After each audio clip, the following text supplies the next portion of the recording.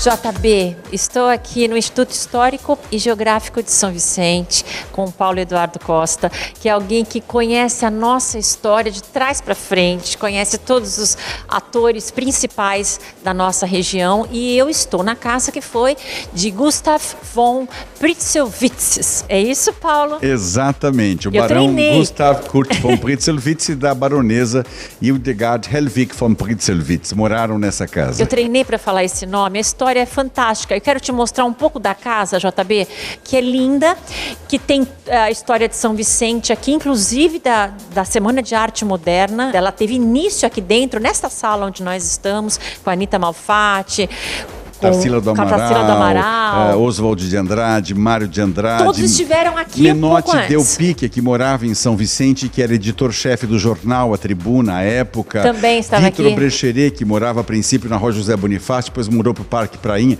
Eles eram compadres, né? Menotti Del Pique e Vitor Brecheret, o maior escultor brasileiro de todos os tempos, eram compadres e moravam em São Vicente. Neste salão se reuniram para começar o embrião da famosa Semana de Arte Moderna de 22. Isso é. Tem muita coisa bonita aqui para ver. E o Paulo, além de conhecer, ele cuida muito bem e se importa com a divulgação. Trata disso com um carinho fantástico. Paulo, primeiro vamos falar para quem está em casa, quem quiser visitar a casa, de que dia e que horário são recebidas as pessoas. De segunda a sábado, das 9 da manhã às 5 da tarde. Aqui está o Museu Histórico e Geral da cidade, com 26 mil itens. Nós temos a biblioteca mais importante, talvez, da região, com 56 mil volumes e com livros antiquíssimos. Para você ter uma ideia, o livro mais antigo é de 1753, impresso ainda naquela prensa de Gutenberg, ou seja, as folhas, você praticamente lê em braille as letras pela forma de impressão, né? Temos, assim, joias raríssimas, como, por exemplo, o primeiro número do estado de São Paulo, exposto às pessoas que naquela época chamava-se a província de São Paulo. Objetos históricos de toda a natureza e documentos históricos de toda a natureza. Até a Lei Áurea, quando foi publicada, dá até um arrepio de ver ali o jornal verdadeiro. Mostrando exatamente a publicação da Lei Áurea, que afinal foi a derrocada do Império, né? Embora a coragem da Isabel, alguns anos depois o Império Brasileiro foi jogado fora e colocado à República. Tem até uma sala, como é que é? A Sala dos Fantasmas? É uma coisa muito curiosa. Na verdade não é a Sala dos Fantasmas, era a sala de costura da baronesa. E curiosamente a minha diretora do museu esteve aqui com aquelas pessoas... Radiestesista. Ela mede a energia, né? Então veio com uma vareta e sentia energias na casa toda. Afinal, uma casa de 1890 tem muitas energias condensadas. Mas curiosamente, na sala de costura das meninas, a vareta quase que enlouqueceu. Aí eu achei que aquilo era golpe. Eu falei, não, isso é conversa, me dá aqui a vareta. Aí peguei a vareta e comecei a ficar roxo porque eu nem respirava. E a vareta enlouquecida mesmo, né? Eu falei, mas eu não acredito em fantasmas. Aí um quadrinho da parede fez, pum, caiu no chão. Eu disse, é só uma coincidência. Tava um dia como hoje, plácido, sem vento. A janela do barão bateu com força. Eu falei, senhores fantasmas, fiquem à vontade, a casa é de vocês. As pessoas que moraram nessa casa sempre foram pessoas muito cultas, muito iluminadas, né? A baronesa Hildegard Helwig von Pritzelwitz era uma cultora das artes, então ela fazia saraus nesse espaço. E o barão tem uma história muito linda. Ele que construiu o principal prédio do hoje, o Hospital São José, a Santa Casa de São Vicente. Santa Casa de São Vicente. Por exemplo, o reservatório principal da cidade, hoje no Morro dos Barbosa, é obra do barão. A avenida principal da cidade, que o vicentino chama de Tapetão, aquela avenida da Praia do Itararé, naturalmente não com asfalto, mas com paralelepípedo, foi obra do barão, inclusive com recursos dele próprio. Então era um homem muito benfeitor, um homem que tinha grandeza e que transportou para esse espaço, para essa casa de 1890, exatamente um pouco dessa energia.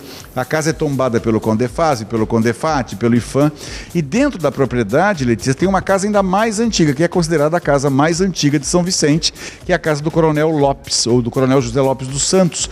Naquela época não se chamava prefeito, chamava-se intendente. Ele foi o intendente que mais vezes foi reeleito. Curiosamente, ele morava numa pequena residência, que é mais antiga ainda. Era mais antiga ainda, era uma chácara.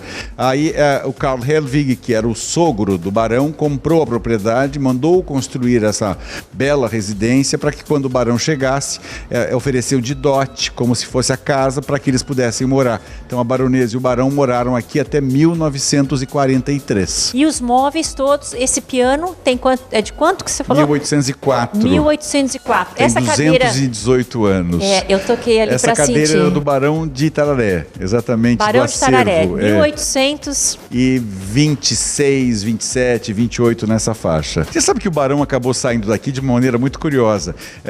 Aqui atrás, onde é o Grupo Escoteiros do Arte São Vicente, eram as cocheiras do Barão. E por acaso encontraram dentro das cocheiras um rádio amador.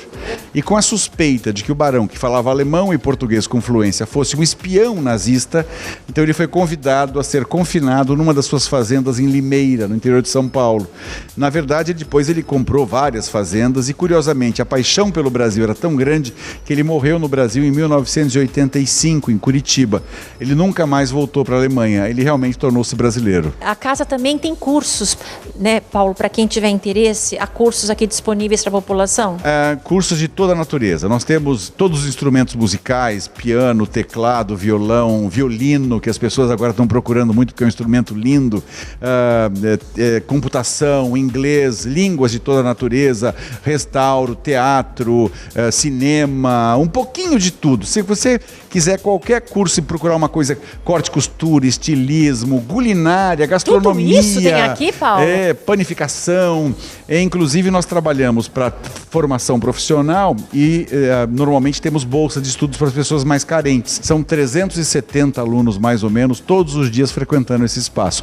Mas não aqui no museu, na parte de baixo, né? Quem quiser mais informações? Ou telefona pra gente no 3469-3520 ou comparece aqui mesmo na Frei Gaspar 280, no centro de São Vicente, de segunda a sábado, das 9 da manhã às 5 da tarde. Até o piso aqui, é o piso de canela, é isso? Canela sassafrás é um tipo de canela usada no início do século XIX. Para você ter uma ideia, ela é tão resistente que essa casa tem 130 anos. E o piso está aqui. O piso está aí. Parabéns, Paulo. Obrigado, Letícia. E você que está em casa, venha conhecer o Instituto Histórico e Geográfico de São Vicente, um belo lugar e um aprendizado incrível.